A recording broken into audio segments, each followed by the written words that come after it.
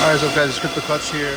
I have some exciting news and then some also bad news about my Ethereum miners. Well, Ethereum miners, yeah, I wish. So, as a lot of you probably dealt with, Hiveos went down, let's see, Friday, so it had been Wednesday night, and they had some data corruption, which they say they're going to fix, and you know the workers will be back and all that stuff. But I'm kind of tired of just paying for my month rigs perpetually, especially now with me having to go to each one and have to reinstall, well, not reinstall, but do a first run -F in order to get back into Hive. Kind of what I'm thinking, and I already loaded up Proxmox onto this USB drive. Kind of what I'm thinking is I'm going to go around and put Proxmox on all my GPU cases that are worth running. So like these 10 octos, well, I guess those are 8, and then there's 2 more right here, but I'm going to get those online too, as these have pretty decent cards in them. Then whatever NVIDIA cards, whatever NVIDIA, I can't speak, whatever cases have NVIDIA GPUs or like 5700Xs, I'm going to go ahead and put those in Proxmox as well. Just because Proxmox has a cluster feature where it's really easy to join. It'll be a little bit more, well, no, it won't be difficult. You just have to know the IP address for everything. But you kind of set it up once, and then it'll be in a, actually I can kind of show you. This thing is asking me to sign in, but this is for my Chia setup. But as you can see, I have Prox 1, Prox 2, Prox 3, all the way to 7. And you can run, Proxmox is a virtualization thing. So you would have to make sure that your operating, like your CPU supports it, and that virtualization technology is turned on. Obviously what I would do is just set as many threads and stuff as you can to the actual mining rig. Like if I'm gonna run Ubuntu 20.04, long time support, and just run that, or maybe even 22, I don't know, and just install all the drivers manually. Maybe look at doing a script so I can mass deploy it to multiple devices. But yeah, that's what I'm kind of planning on doing. It's not set in stone yet, because it will be a lot of work and it won't be as nice as Hiveos, because Hiveos, the nicest thing about it is the dashboard, where you can do lots from one screen. You can deploy it to 100 miners at a time. It's no problem, which is nice, but paying $3 a rig or whatever, it does add up over time. Granted, even with all my rigs, I think I have them around 100, maybe, or maybe not even 100. There's 30 on this rack. There can be 30 on this rack, but right now there's only 20 at most. Then over here we have, I don't remember how much this can hold. I think it's around, I don't think it's 60. I think there's 7 across. 2, 3, 4, 5, 6. No, 6 across. So 6 times 6. So that's 36 rigs over here. Potential. So that's 66 plus. If I fill this thing up with GPU cases, it could get up to 30, maybe a little bit more. But let's just call it 70 to 80 rigs right now is what I have in here. Granted, a lot of these will probably not run for a while, if they ever run again, just because, as I've said in other videos, and I talked about selling them, is that they are a lot of Polaris cards, which were great for Ethereum, but sadly nothing has really kind of taken their place in profitability, and they're only really good at memory coins. So Ironfish, I know, just switched to Fish Hash, which is interesting, and they're definitely going to be, I think, better at it than some cards, and they'll compete, but the price of it just hasn't been enough to support Polaris. I mean, maybe if I had cheaper rates, it would be better, but I mean, as you can see, I got 4 Polaris there, a bunch of Polaris up here that just taken out of the Octominer, or just other cases to replace them with other GPUs.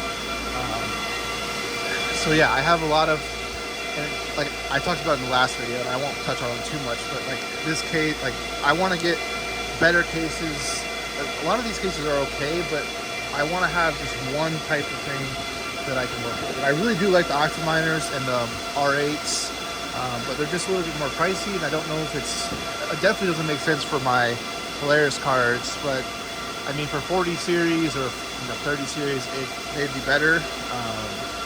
They do have more space and stuff, but right now I have all of my GPUs off. The only ones that are still running are my clients, because they obviously, they're here to run all the time. Go over here, it's a bit of a mess still. So this is some foam stuff that T-Swift was having me work with. I think he might be sending me more, so I need to keep this, but I need to find a better spot for it in the meantime. And then underneath it is old ASICs.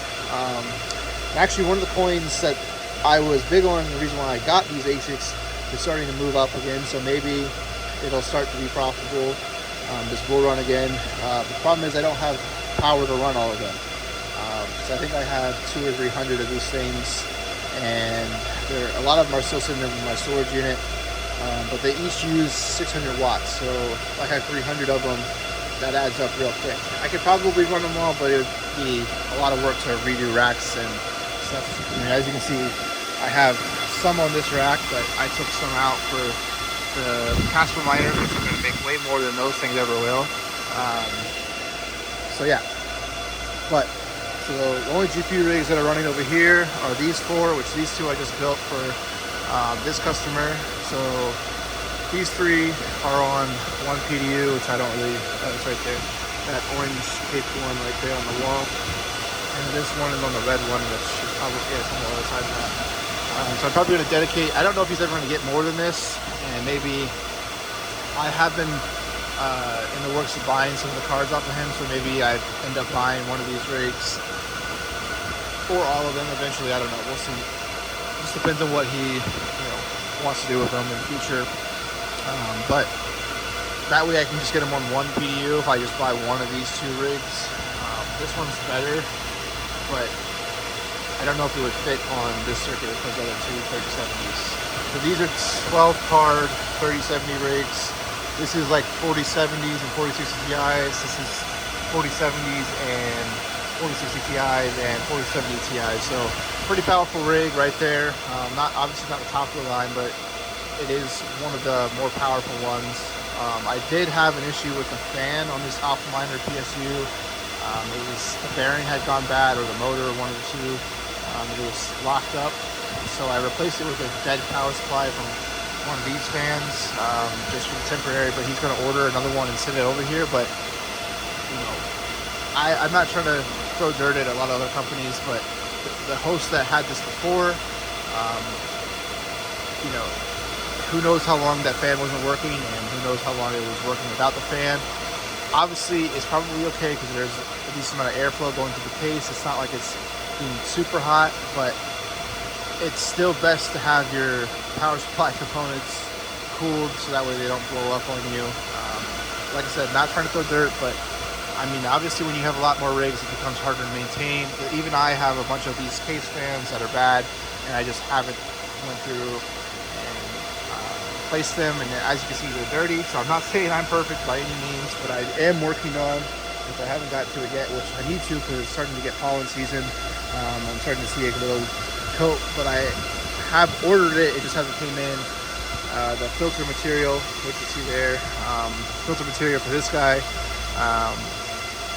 Like I said, I ordered it, but it hasn't came in. I do have the filter material for this part of it, but obviously I have to clean up in here more in order to get to that, because I have to pick up that, which that PDU might have to move, or maybe I just send it. But the magnets I originally bought for these guys are not going to work. I think I might have also talked about this in a previous video, but I need to get some, I think like some round magnets, or maybe I had another guy come out I had some fiber repair done.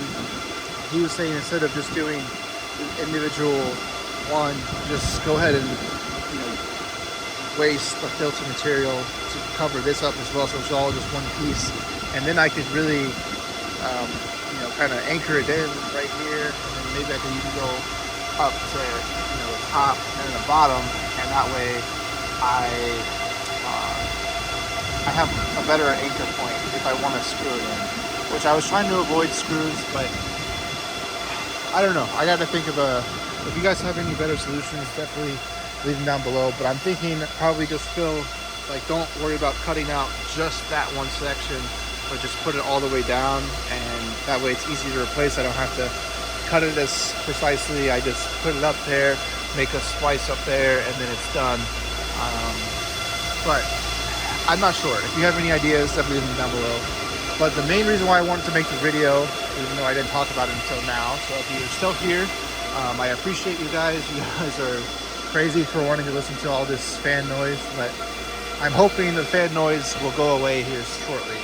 I ordered a DJI Mic Pro 2, which has a receiver and then two like clip mics, or you can have it magneted underneath your shirt, so that way I can record and have better audio and hopefully less fan noise. It has a noise cancellation, which we'll have to see how well it works with how loud it is in here. It worked well in the videos, but they were just like background noise in the city. It's all in like wind, which obviously is a factor here, so that'll be nice. So hopefully that'll improve the video quality. I was looking at getting a gimbal, but you guys leave a comment down below if you'd rather. I know I'm kind of jerky with my camera, but would you rather have a gimbal video or me just continue to hold it and save the $100 that I was going to spend on that? Obviously I haven't made any money off of YouTube to this point, and I don't really expect to make money off of YouTube, but I do want to have a better video experience for my viewers, since you guys are either trying to learn about crypto or you're just watching to see how I'm doing. I want to give a better experience for you guys, and I do want to start providing a little bit better quality videos. That way, hopefully my channel does grow, and maybe I can earn a little bit of money. Obviously, that's not my main goal. I don't want to become a full-time YouTuber, because for me, it's not how I work. I'm not a very social person. I can talk off the top of my head for a while, but it becomes a lot of the same after a certain point, which I'm sure you guys have been a long-time viewer, know that already, but I am very aware of that. I do feel like I do bring content that can help some people, and I want to do stuff like that where I teach you guys how to do stuff. Like I built the sheds, and I showed you guys my rack setup. I showed you the warehouse and all that stuff. So I do want to help other mining communities, just give ideas and kind of like be a think tank where I give out ideas to other people, they give ideas back to me, they have suggestions, that kind of stuff. But yeah, so that's what I want to talk about this video. If you have any suggestions for my my intakes, definitely leave a comment down below. But I hope you guys enjoyed. This was Clutch signing off.